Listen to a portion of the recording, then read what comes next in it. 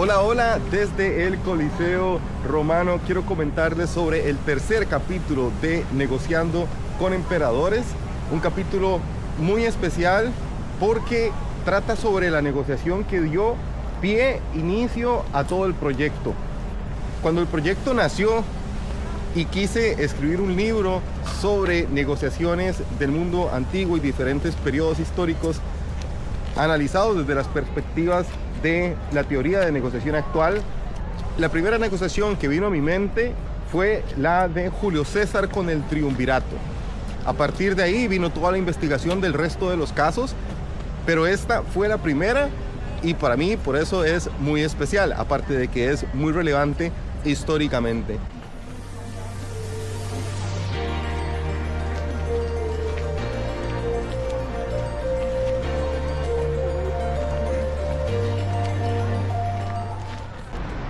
La figura de Julio César, desde luego, es súper interesante, es probablemente el romano más famoso de toda la historia y no es para menos. Entre muchísimas cosas que realizó durante su vida, hizo un punto de inflexión en la forma de organización política y social de Roma de una manera muy creativa con el primer triunvirato. En un principio, desde épocas, digamos, mitológicas, se supone que Rómulo fue el primer rey de Roma. Luego hubieron 6 reyes más, un total de 7 reyes en ese periodo. Solamente los 3 últimos tienen referencias históricas consensuadas. Los primeros 4 no tienen referencias, se supone que son mitológicos. Luego de eso estuvo el periodo de la República, que duró pues muchísimo tiempo. Y luego estuvo Julio César. ¿Qué hizo Julio César diferente? ¿Y por qué creo que es uno de los mejores ejemplos de negociación integrativa que hay en todo el mundo? Veníamos de un periodo de reyes, veníamos de un periodo de república con senado, y él logró negociar con sus enemigos de muerte, con Pompeyo y con Craso, poder repartir entre los 3 el poder de Roma.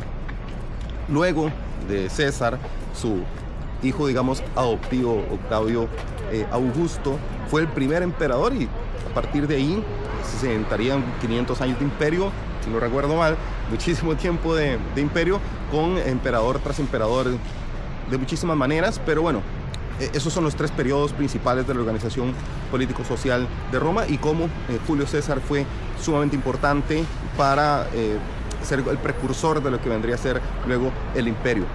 Pero lo que realmente quisiera destacar en este libro es cómo fue de creativo para crear una negociación integrativa con sus propios enemigos. Entonces, básicamente, lo que hizo César fue convencer, persuadir a 2 personas que eran enemigos jurados para que compartieran ciertas cosas y concedieran ciertas cosas a cambio de ganar un bien mayor.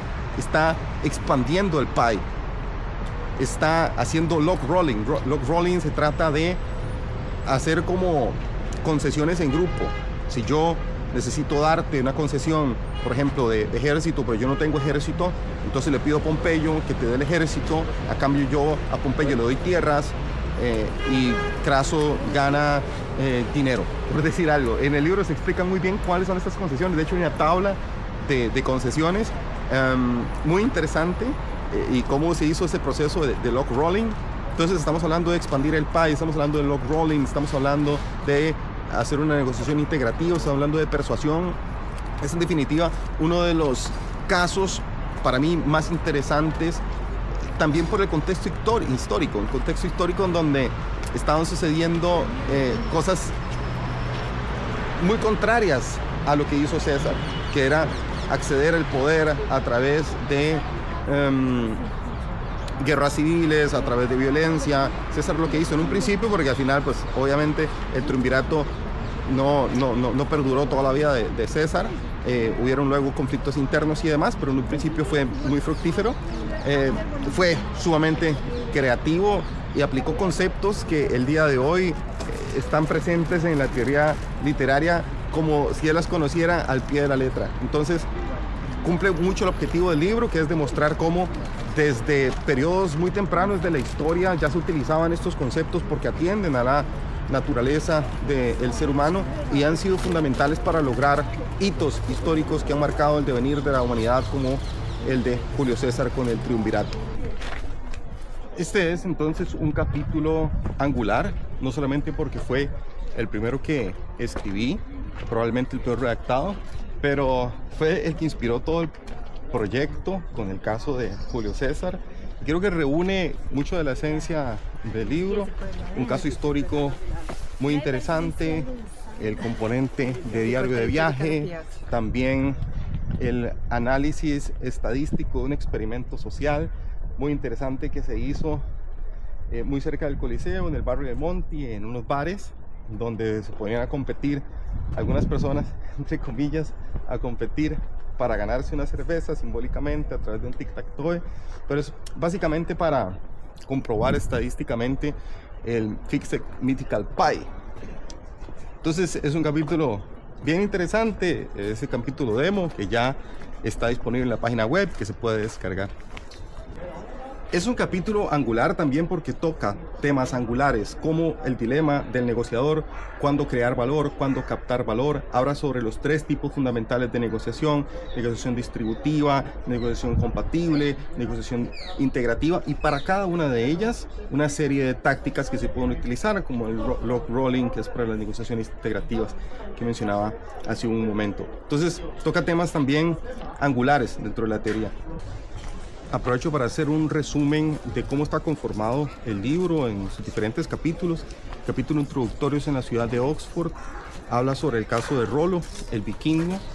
Luego, el siguiente capítulo es en Estambul, habla sobre, entre otras cosas, la negociación, entre comillas, entre Mehmed II y Constantino antes de la caída de Constantinopla. El tercer capítulo se da acá, es entre otras cosas sobre el triunvirato. El siguiente capítulo es en Florencia, que habla sobre las negociaciones de los Medici en el Renacimiento. Luego está el capítulo de Grecia, que tiene que ver con... Gracias, Cuervo. Tiene que ver con el Ágora, con debates que se dieron en el Ágora y negociaciones que se dieron en el Ágora desde la perspectiva retórica, del método socrático y demás.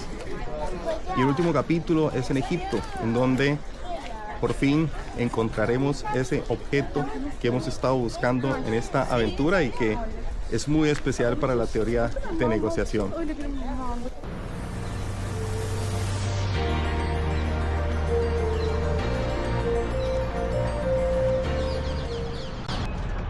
Muchas gracias por ver este video de este tercer capítulo llamado Cómo crear y captar valor en una negociación, o cómo ganar una pinta de cerveza en un bar romano. Espero que les guste. Muchísimas gracias. Hasta luego.